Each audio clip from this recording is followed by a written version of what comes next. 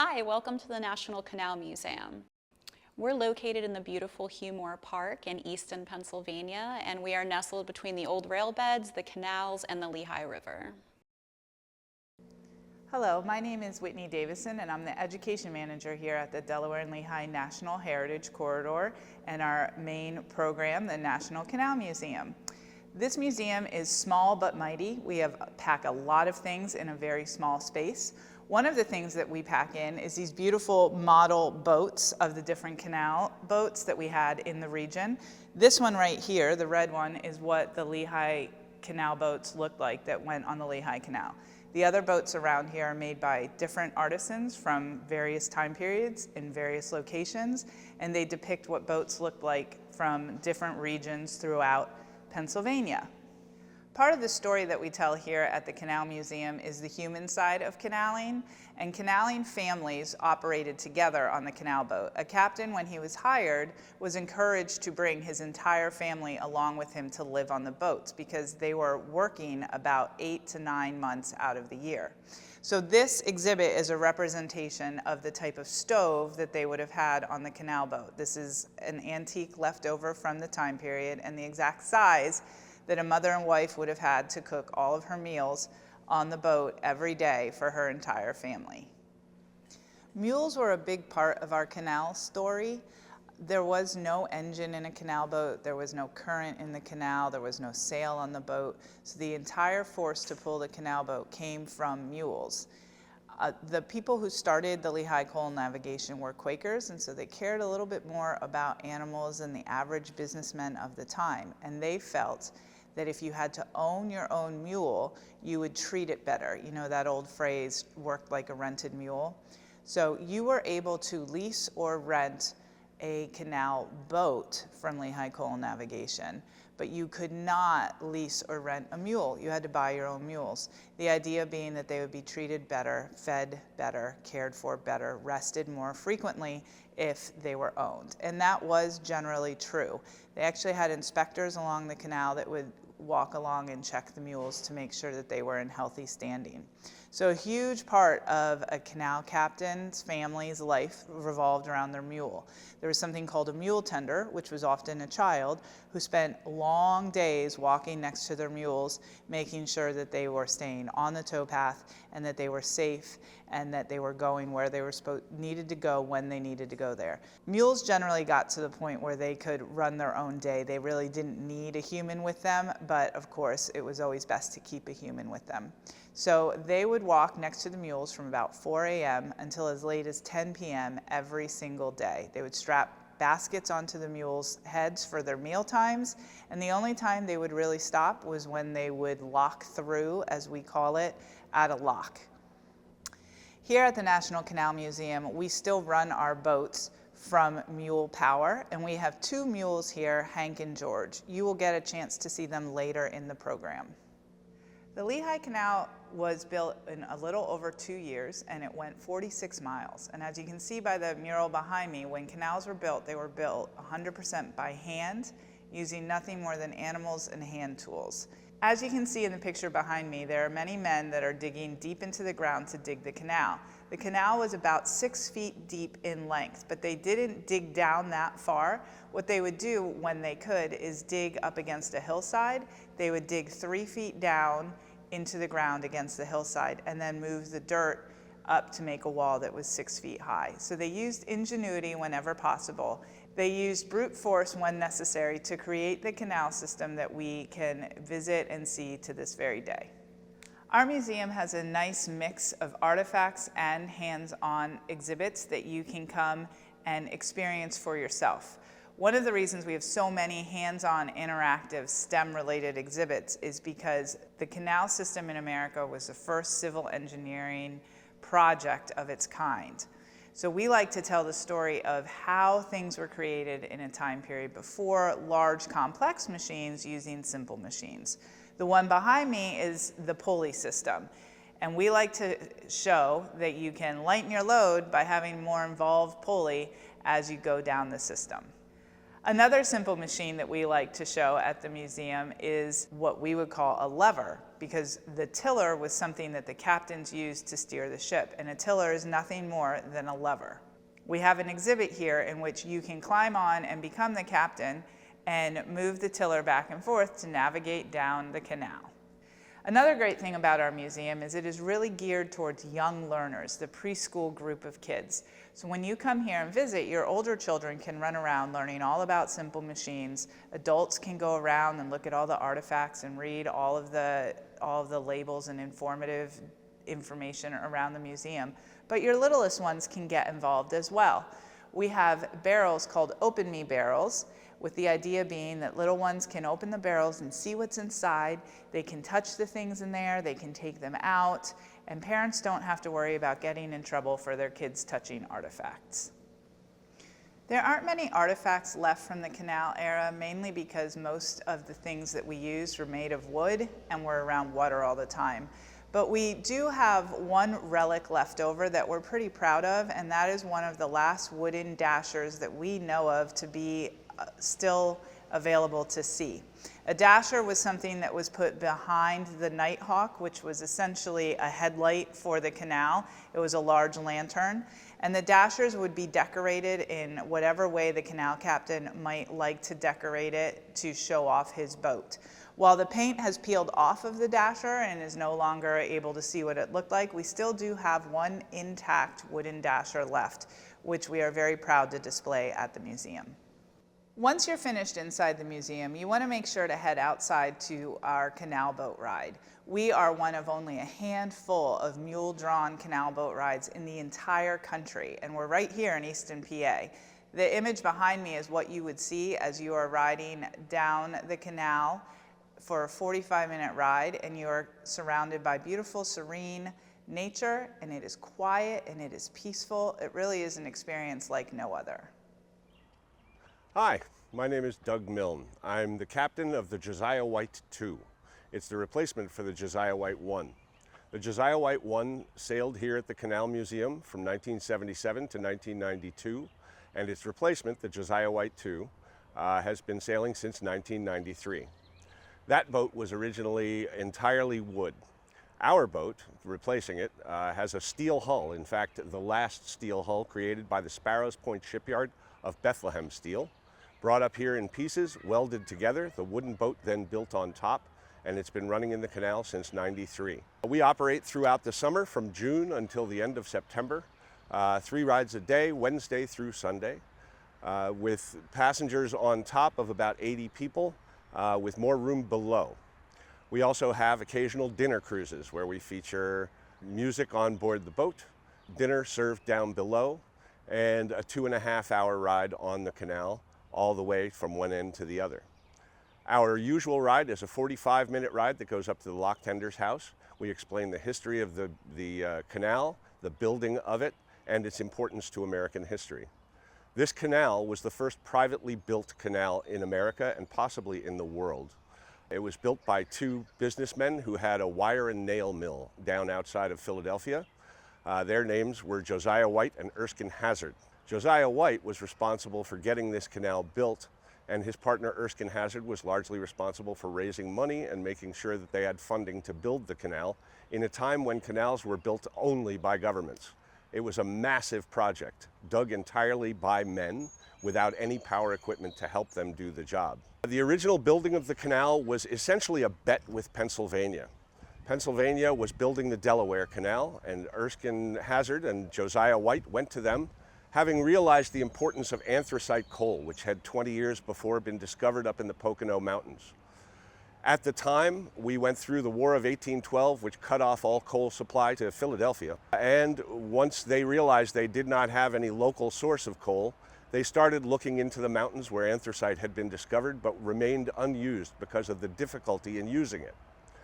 Once they had finally uncovered the way to use anthracite coal, they started buying up coal fields and asked Pennsylvania, who were already building the Delaware Canal, to build them another canal up the Lehigh River, and Pennsylvania replied no. They were having a little trouble building the Delaware Canal, and so they told White and Hazard, "We'll tell you what, if you want to build a canal, you can build it yourselves. You have to use your own money, your own manpower, But if you can get it done in the 10 years it's going to take us to build the Delaware, we will give you all of the land that it flows through for free. In fact, they threw in the Lehigh River because they were absolutely sure the project would never be completed. They felt that 10 years would go by and that after 10 years, they would default on their contract and Pennsylvania would not only get all their land and their river back, but a half-dug canal they hadn't had to pay for. So White and Hazard, they signed their contract in 1823. Construction was actually begun in 1827, and against all expectations, White and Hazard and the engineer they hired, a man named Canvas White, who had already worked on the Erie Canal, managed to build the entire canal system in 2 years. 47 miles long from Easton up to Mauch Chunk, which today is known as Jim Thorpe. This canal represents the first privately built and owned canal in America. And the Lehigh River, which Pennsylvania expected to have returned to their hands 10 years after 1823, actually returned to the ownership incomplete of Pennsylvania in 1966. So White and Hazard very clearly completed their job not only ahead of time but under budget and started or helped to start the Industrial Revolution in America. One of the unique things about working here at the National Canal Museum is that we present history in the way that it was lived. Back in the 1820s, they started building canals throughout America. The Erie Canal was so successful that ultimately many other states started building their own canals, including Pennsylvania. When White and Hazard began building the Lehigh Canal, they had no idea how much they were going to change the way things were done in this country. Now, our boat has no motor, it has no engine. We believe that presenting history in the way it was lived is important to understanding the story. So our boat is drawn by mules. So it's the same way that things were done back in the 1820s and well up through the 1930s. Our mules, Hank and George, are really the stars of our show. They are 21 and 24 years old respectively and have been working here for 18 years, entertaining the public, drawing our boat on a 45-minute ride up and down the canal to a lock tender's house past the Glendon Dam, and to give our public a better understanding of how this canal changed not only this region, but most of America. Because of the building of this canal and the presence of anthracite coal here in Pennsylvania, the iron industry got a very quick startup here in the Lehigh Valley. The Glendon Iron Works was not the only ironworks on this canal. Within 10 years after this canal had been built, the island that I am currently standing on, which is wooded and beautiful, was lined with brick and stone buildings, all taking in anthracite coal from the Pocono Mountains, iron ore from New Jersey, using local limestone as a flux to help the iron flow out of iron ore and into trenches in the casting room floor of the foundries. That central trench fed small trenches off to either side, and those smaller trenches fed smaller trenches still. When the men working in the casting room looked at the single central trench filled with red-hot liquid iron cooling to bars that would eventually be 4 feet long and 80 pounds each, they commented that the little trenches off to either side looked a bit like piglets suckling on their mother. And so they called the finished bars of iron pig iron, which is where we get that title and where our local baseball team, the Iron Pigs, got their name. Those bars of iron would be loaded back onto boats and brought down to factories and foundries that would eventually turn them into the telegraph wires that crossed America, to the weapons of war with which we would hold off the British should they ever come back after the War of 1812, and eventually, ironically, to the rails, wheels, and boilers of the American railroad system that would come along in the 1860s and 70s, ultimately putting all canals out of business because railroad cars could travel farther, faster, carry heavier loads, and work through the winter. This canal was closed in wintertime because they were worried that water frozen over might damage the canal boats left in the canal itself or the lining of the canal, which was entirely lined with clay. So from the end of November until the end of March, this canal would be drained of water through a very ingenious set of waste gates that, because we are on a canal section beyond a dam, exist well above the level of the river. All the water, over 1 million plus gallons of water in this section of canal, which is 2.5 miles long, 6 feet deep, and 60 feet wide, could be drained out of this canal in something like half a day. If a boat sank, if a gate broke, all of those things could be repaired with an empty canal. And once you closed the waste gates and reopened the feeder gates at the top of the section of canal, the entire canal section could be reopened and refilled in about 12 hours. By that time, you would have 200 boats waiting, each with their set of mules, getting ready to tow their boats up and down this canal to the various factories and foundries that existed all along the shores of this canal and the Lehigh River beyond. The lock tender's house that I'm standing in front of is actually the third lock tender's house to exist on this site. It was built in 1929 and replaced two other lock tender's houses, each of which was damaged either by flood or fire in the 100 years previous to the building of this lock tender's house. The downstairs section of this lock tender's house is open on the weekend for people to come visit and has been restored to pretty much what it looked like in 1929 when it was built. Unlike other lock tenders' houses, this one has indoor plumbing and electricity, something that people living here previously could not have dreamed of. Next to the lock tender's house is our guard lock, one of two kinds of lock that exist on this canal, the other being a lift lock, which would overcome the elevation change going up 355 feet into the Poconos. A guard lock exists at the same level as both the canal and the river beyond it, and simply guards the canal from being damaged by flood. This canal was flooded on several occasions, most notably in 1855, when several of the lock tenders' houses and several of the dams were damaged by a massive flood that was aided by the deforestation of Pennsylvania during the War of 1812. In 1812, we cut down so many trees in eastern Pennsylvania, northern New Jersey, and southern New York State that it took well over 80 years to grow back enough trees to see the kind of greenery we're seeing around us now.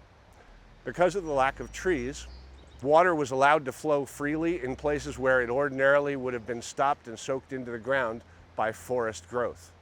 The result of that was that the water flowed so quickly that it damaged dams all the way down the Lehigh River and took down houses, caused a fairly serious fatality count, and took a long time to rebuild from. The lock tender's house was given by the canal company at each lock free of charge to a lock tender's family to live in. The deal was, you get a free house, we're not going to pay you very much, but as long as you open and close the lock gates from 4 o'clock in the morning until 10 o'clock at night, 6 days a week through the canal season from March to November, you'll have a free house to live in. Now, because they weren't paid very much, lock tenders, quite often, the fathers living in the houses would end up getting jobs somewhere else. They would go work in a forge or a foundry somewhere downstream. That left the wife and the children to open and close these lock gates. The lock gates each weigh between 6 and 8 tons and are made out of heavy timbers, and ordinarily would have taken 4 strong men to open, and it would take about 10 minutes to open each gate. But because of the installation by the builders of this canal of rack and pinion gearing to operate those gates, somebody as small as a 7-year-old boy could come out, turn a crank on the side of the red-roofed shed on either side of the lock itself, and could open each of those gates in about 2 minutes all by himself. Most lock tenders opened side businesses to service the canal boats that went up and down this canal morning, noon, and night. This was known as laundry lock. You can't wash your laundry on a moving coal boat, but you could drop your laundry off here. The boys in the family would fill a black cauldron with fresh, clean river water. They'd light a fire under it, get it boiling, pour it off into a wash tub, and Mom and her girls would wash your clothes for you, hang them to dry, and tie them in a nice, neat bundle for you to pick up as you made your way back down from picking up your coal up in the Poconos. Most lock tenders opened places where you could buy fresh baked goods or fruit or vegetables, things that were difficult to get a hold of if you had to tie your boat up and go all the way into town. This way, the canal boats kept on moving, the captains made their money, and the lock tenders' families made extra money on the side while Dad was off working wherever he'd gotten his job downstream. This is Hank, one of our 2 mules here at the Canal Museum. The other one over there is George. They've been working together here for 18 years. Now, these guys weigh about 1,100 pounds each. When people find out our boat weighs 96,000 pounds, they worry a little bit about how much work these guys are going to have to do. But honestly, They are capable of pulling more than twice the weight of that boat.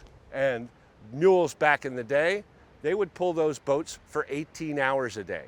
These guys have 3 easy rides of 45 minutes apiece with about a 45-minute break in between each ride. Hank here is 24 years old, and George over there, he's 21. Ordinarily, they get hooked up front to back, so we have a lead mule and a trace mule.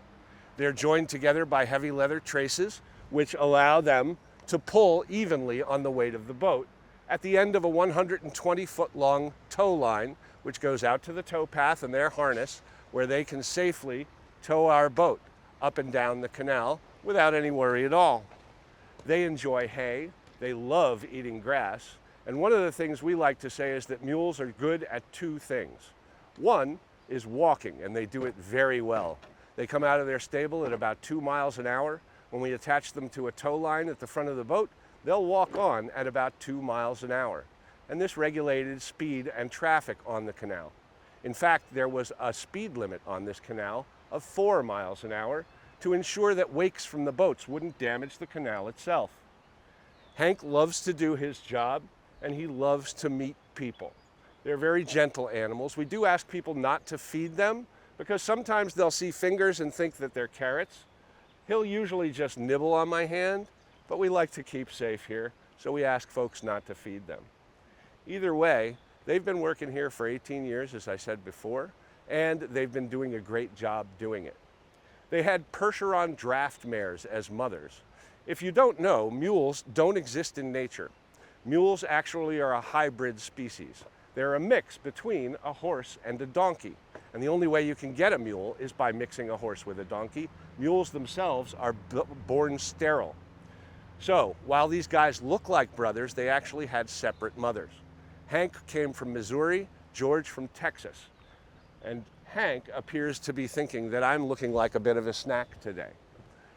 He's a good boy. He likes standing for pictures, and he's awfully good at spending a little bit of time with the public. Each set of mules is unique because they do not hand down their genes from one generation to another. So the size of horse, the color of horse, will dictate what sort of mule you get. These guys had Percheron draft mares as mothers, and because they look so similar, the man owning George in Texas bought Hank at an auction to pair the 2 of them. We bought them at the ages of 3 and 5 when he decided they were a little more mule than what he really needed. And they've been working for us ever since. When they get retired, they will be retired as a pair, because while they may not be related, they pretty much see each other as brothers. And if you take one mule away from the other, well, they get a little upset. So we try and make sure that they're always together. Stop eating my, there we go. He's gonna nibble on my badge here. So when they get retired, they will get retired to a small farm about 5 miles from here, where we retire them for the winter every year when the canal is closed. Because they spend their time in the winter just eating grass and wandering around, they come back to us filled with winter coat and a little on the overweight side. So we get them out on the canal as quickly as we can, start brushing them down and grooming them to get rid of that winter coat and get them to the nice sleek shape you see now, and eventually back down to working weight, where they will spend the rest of their summer enjoying being out with each other on the tow path and having a good time meeting the public when they come to visit us.